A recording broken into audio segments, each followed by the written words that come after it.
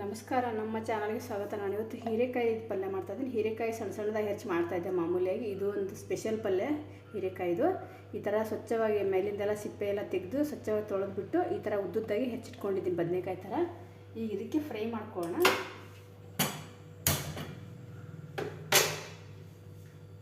Medium ಉರಿಯಲ್ಲಿ ಸ್ವಲ್ಪ dry fry ಮಾಡ್ಕೊಳ್ಳೋಣ, ಆಮೇಲೆ ಎಣ್ಣೆ ಹಾಕೋಣ. ಇದಕ್ಕೆ ತುಂಬ ಚೆನ್ನಾಗಿರುತ್ತೆ ಚಪಾತಿ, ರೊಟ್ಟಿ ಅನ್ನೋದ್ರ ಜೊತೆಗೆ. ಒಂದೇ ಟೈಪ್ ಹೀರೆಕಾಯಿ ಪಲ್ಯ ತಿಂದು ಬೋರ್ ಆದಾಗ ಇಂಥದ್ದು ಮಾಡ್ಕೊಂಡು ತಿನ್ನಬೇಕು, ತುಂಬ ಚೆನ್ನಾಗಿ ಅನಿಸುತ್ತೆ. ಇವಾಗ ಡ್ರೈ ಫ್ರೈ ಆದ ಥರ ಎಣ್ಣೆ ಹಾಕೋಣ. ಇದಕ್ಕೆ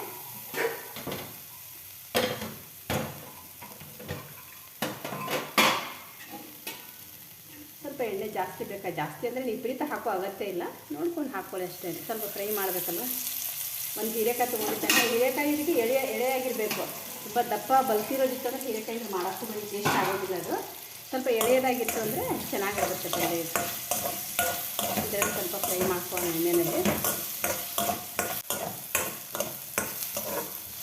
ಈ ಥರ ಸ್ವಲ್ಪ ಕೆಂಪಾಗೋವರೆಗೂ ಹುರ್ಕೊಂಡು ಇವಾಗ ಇದಕ್ಕೆ ಈರುಳ್ಳಿ ಹಾಕೋಣ. ಸಣ್ಣ ಹೆಚ್ಚಿಟ್ಕೊಂಡಿರೋಂಥ ಒಂದು ಈರುಳ್ಳಿ ಹಾಕ್ತಾಯಿದ್ದೀನಿ ಇವಾಗ.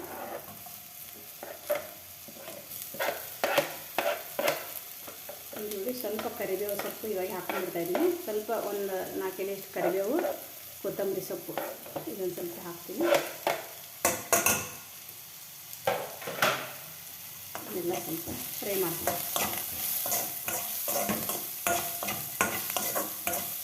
ಇದಕ್ಕೆ ಒಂದು ಚಿಕ್ಕ ಅರಿಶಿನ ಹಾಕೋತಾ ಇದ್ದೀನಿ. ರುಚಿಗೆ ತಕ್ಕಷ್ಟು ಅಚ್ಚ ಖಾರದ ಪುಡಿ, ಸ್ವಲ್ಪ ಉಪ್ಪು ಹಾಕೋಣ.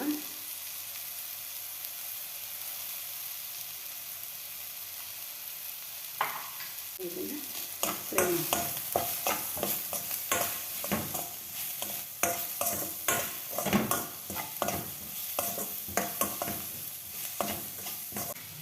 ಇದಕ್ಕೆ ಸ್ವಲ್ಪ ಹುಳಿ ಮೊಸರು ಹಾಕೋಣ. ಇವಾಗ ಸಣ್ಣ ಹುಳಿ ಇಟ್ಕೊಂಡಿರ್ಬೇಕು. ಹುಳಿ ಮೊಸರು ಇಲ್ಲ, ನಿಮಗೆ ಮೊಸರು ಇಲ್ಲ ಅಂತಂದ್ರೆ ಹುಣಸೆ ರಸ ಕೂಡ ಹಾಕೋಬೋದು.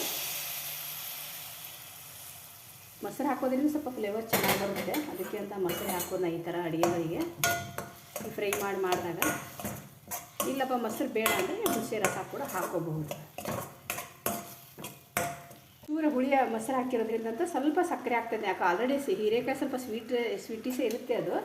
ಆದರೆ ಸ್ವಲ್ಪ ಎಕ್ದಮ್ ಸ್ವಲ್ಪ ಹಾಕೋ, ಇಲ್ಲ ತುಂಬ ಸ್ವೀಟ್ ಆಗುತ್ತೆ. ಇಲ್ಲ ಬೇಡ ಅಂತ ಹಾಗೆ ಬಿಟ್ಬಿಡ್ಬೋದು. ನಾಲ್ಗೆ ನಾವು ಸ್ವೀಟ್ ಹಾಕಿದ್ದೀವಿ ಅಂತ ಗೊತ್ತಾಗದೇ ಇರೋಷ್ಟು ಹಾಕ್ಕೊಂಡ್ಬಿಡ್ಬೇಕು ಅಷ್ಟೇ. ಅಂದರೆ ಅಡುಗೆ ರುಚಿ ಜಾಸ್ತಿ ಆಗುತ್ತೆ ಅದಕ್ಕೆ. ಈ ಹೋಟೆಲ್ಗಳಲ್ಲೆಲ್ಲ ನಾಲ್ಗೆ ಹೋಟೆಲ್ನಾಗ ಊಟ ಚೆನ್ನಾಗಿ ಮಾಡಿದಾರಪ್ಪ ಅಡುಗೆ ಅಂತೀವಿ ನಾವು. ಅಲ್ಲಿ ಹೇಗೆ ನಾಲ್ಗೆ ರುಚಿ ಬರುತ್ತಲ್ಲ, ಅಲ್ಲಿ ಸ್ವಲ್ಪ ಸಕ್ಕರೆಯನ್ನು ಬೆರೆಸಿರ್ತಾರೆ ಅವರು ಸ್ವಲ್ಪ.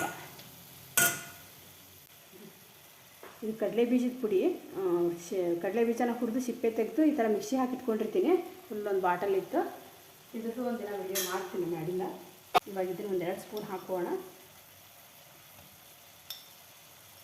ನೀವು ಕಡಲೆ ಬೀಜದ ಪುಡಿ ಬೇಡ ಅಂದರೆ ಎಳ್ಳು ಪುಡಿ, ಎಳ್ಳು ಸ್ವಲ್ಪ ಇದು ಮಾಡಿ ಫ್ರೈ ಮಾಡಿಬಿಟ್ಟು ಇದು ಮಾಡ್ಕೋಬೋದು, ಹಾಕೋಬೋದು. ಅದಕ್ಕೆ ಫ್ರೈ ಮಾಡಿ ಇದರ ಕುಟ್ಟಣಿಗೆನಲ್ಲಿ ಕುಟ್ಬಿಟ್ಟು ಹಾಕೋಬೋದು, ಅದು ಕೂಡ ಚೆನ್ನಾಗಿರುತ್ತೆ. ಇದು ತುಂಬ ಚೆನ್ನಾಗಿರುತ್ತೆ ಪಲ್ಯ. ಚಪಾತಿ, ರೊಟ್ಟಿ ಅನ್ನೋದ್ರ ಜೊತೆಗೆಲ್ಲ ಈ ಥರ ಸಂಡೇ ಎಲ್ಲ ಇದ್ದಾಗ, ಕೆಲಸಕ್ಕೆ ಹೋಗೋರು ಇದ್ದವರೇ ಮನೆಯಲ್ಲಿ ಇಲ್ಲದಾಗ, ರಜೆ ದಿನ ಇದ್ದಾಗ ಮಾಡ್ಕೊಳ್ಳಿ, ತುಂಬ ಚೆನ್ನಾಗಿ ಅನಿಸುತ್ತೆ. ಇದಕ್ಕೆ ಸ್ವಲ್ಪ ನೀರು ಹಾಕೋಣ.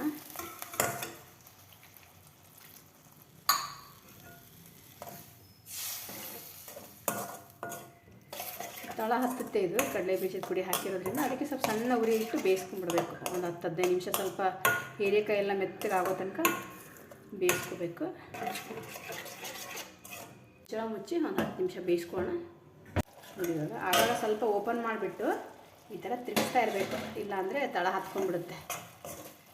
ಕಡಲೆ ಬೀಜದ ಪುಡಿ ಹಾಕಿರೋದ್ರಿಂದ ಇನ್ನೊಂದು ಸ್ವಲ್ಪ ನೀರು ಹಾಕ್ತೀನಿ. ಇದಕ್ಕೆ ಜಾಸ್ತಿ ರಸ ಮಾಡಿಕೊಂಡಷ್ಟು ತುಂಬ ಚೆನ್ನಾಗಿರುತ್ತೆ ಇದು. ಇದ್ರ ಜೊತೆ ಬಿಸಿ ಬಿಸಿ ಚಪಾತಿ ಅಥವಾ ರೊಟ್ಟಿ ಮಾಡ್ಕೊಂಡು ತಿಂದ್ಕೊಂಡ್ರೆ ಮಸ್ತ್ ಅನಿಸುತ್ತೆ.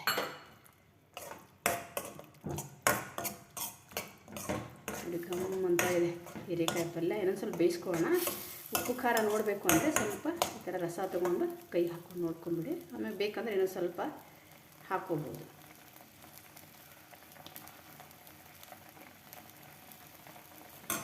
ಮಸ್ತಾಗಿದೆ. ಮುಚ್ಚಿ ಒಂದು ಸ್ವಲ್ಪ ಬೇಯಿಸಿ.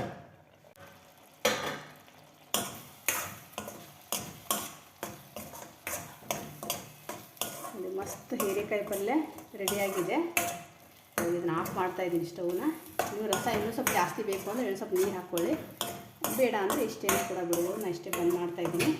ನೀವು ಕೂಡ ಮಾಡಿ ನೋಡಿ. ಇಷ್ಟ ಆದರೆ ದಯವಿಟ್ಟು ಸಬ್ಸ್ಕ್ರೈಬ್ ಮಾಡ್ಕೊಳ್ಳೋದನ್ನು ಮರಿಬೇಡಿ, ಸಪೋರ್ಟ್ ಮಾಡಿ ಅಂತ ಕೇಳ್ತೀನಿ. ನಮಸ್ಕಾರ.